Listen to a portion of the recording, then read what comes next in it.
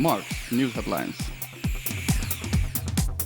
দেশের সম্পদ বিকিয়ে দিয়ার মুচলিকা দিয়ে ক্ষমতায় যাওয়ার রাজনীতি করে না আওয়ামী লীগ। জাতীয় প্রেস ক্লাবের প্রতিষ্ঠা বার্ষিকীতে বঙ্গবন্ধু মিডিয়া কমপ্লেক্সের ভিত্তি বসিয়ে একথা বললেন প্রধানমন্ত্রী শেখ হাসিনা।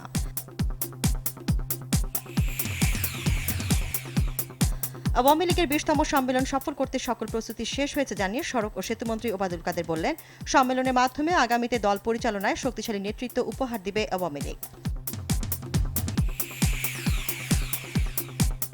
দলের মহাসচিব মির্জা ফখরুল জানালেন, আওয়ামী লীগের কাউন্সিলে বিএনপি যাবে কিনা এ বিষয়ে দলীয় ফোরামে আলোচনার সিদ্ধান্ত নেওয়া হবে। তিনি বলেন, এই কাউন্সিল গণতন্ত্র পুনঃপ্রতিষ্ঠায় ভূমিকা রাখবে। সুন্দরবনে জলদস্যু সাগর বাহিনীর প্রধান সহ 13 জলদস্যু স্বরাষ্ট্রমন্ত্রী আসাদুজ্জামান খান কামালের কাছে আনুষ্ঠানিকভাবে অস্ত্র জমা দিয়ে আত্মসমর্পণ করেছেন। এ সময় স্বরাষ্ট্রমন্ত্রী হুঁশিয়ার করে বলেন, বনদস্যু জলদস্যু জঙ্গি কাউকে ছাড় দেওয়া হবে না। বকেয়া পাওনা পরিশোধ না করায় দেশের প্রথম মোবাইল ফোন অপারেটর সিটিসেলের কার্যক্রম স্থগিত করে দিয়েছে বিটিআরসি। সংবাদ সম্মেলনে ডাক ও টেলিযোগাযোগ প্রতিমন্ত্রী তারানা হালিম এ কথা জানান।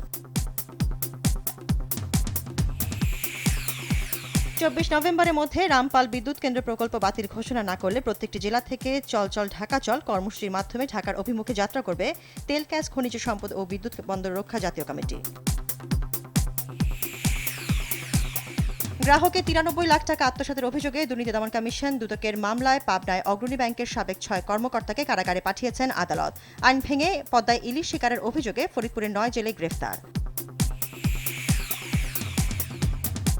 পাকিস্তানে নিষিদ্ধ হল ভারতীয় সব টিভি চ্যানেল ও রেডিওর অনুষ্ঠান। পাকিস্তানের ইলেকট্রনিক মিডিয়া রেগুলেটরি অথরিটি এই সিদ্ধান্ত নিয়েছে। এই নিষেধাজ্ঞা অমান্য করলে লাইসেন্স বাতিল করা হবে বলে সতর্ক করেছে সংস্থাটি। ইউরোপা লিগ ফুটবলে ফেনারবাচকে 4-1 গোলে হারিয়েছে ম্যানচেস্টার ইউনাইটেড। অন্য ম্যাচে সাউথহ্যাম্পটনের বিপক্ষে 1-0 গোলের জয় পেয়েছে ইন্টার মিলান।